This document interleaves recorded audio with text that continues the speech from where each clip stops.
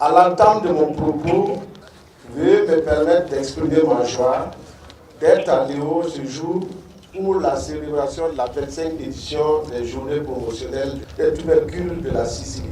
Anciennement dénommée Fête de Liam de Léo, est assurément l'une des plus anciennes manifestations de promotion des potentialités agricoles qui font la fierté de la région du Centre-Ouest en particulier et du Burkina en général.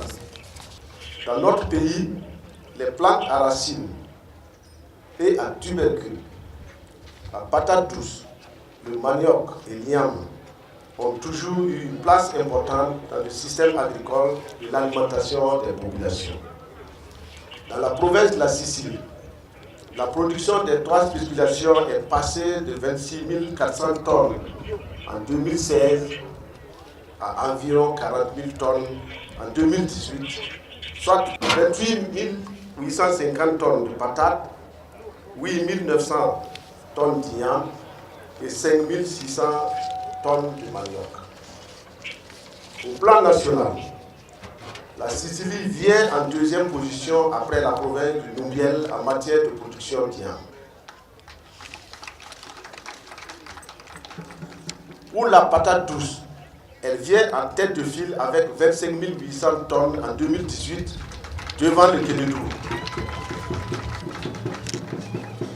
Sur la même période, les rendements moyens sont passés de 18 tonnes à l'hectare à 22 tonnes pour le manioc, de 7 tonnes à 14,5 tonnes pour la patate et de 10 tonnes à 14 tonnes pour l'igname. Ces résultats ont été obtenus grâce aux efforts soutenus des producteurs, mais également grâce aux appuis conjugués de l'État et de ses partenaires qui accompagnent le renforcement des capacités des acteurs, tant sur le plan organisationnel que technique. La mise en place à Léo ici de la boutique commerciale dédiée aux tubercules par mon département s'inscrit dans cette approche filière. Elle vise à offrir un cadre de concertation entre les acteurs de vente des tubercules. J'invite l'ensemble des acteurs concernés par sa gestion à redoubler d'efforts pour son exploitation effective. La présente édition se tient sous le thème « Quelle stratégie pour la promotion durable des chaînes de valeur tubercules dans la Sicile ?» Ce thème nous interroge et nous interpelle sur le rôle des acteurs directs, la durabilité de la production, la conservation, la transformation et l'accès à un marché stable et rémunérateur, le financement des activités, les innovations possibles et j'en passe. Avant de terminer mon propos, j'exprime ma reconnaissance à toutes les personnalités venues honorer de leur présence à cette cérémonie. Je témoigne ma satisfaction, ma gratitude aux autorités coutumières, administratives, politiques, religieuses, militaires et paramilitaires pour leur implication, leur investissement dans l'organisation de cette cérémonie.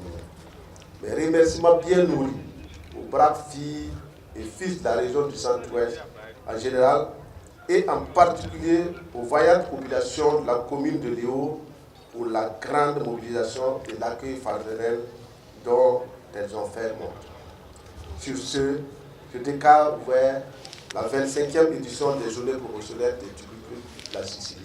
Ce que nous venons de voir, c'est exceptionnel. Et ce producteur, M. Compaoré, est en train de exploiter un hectare.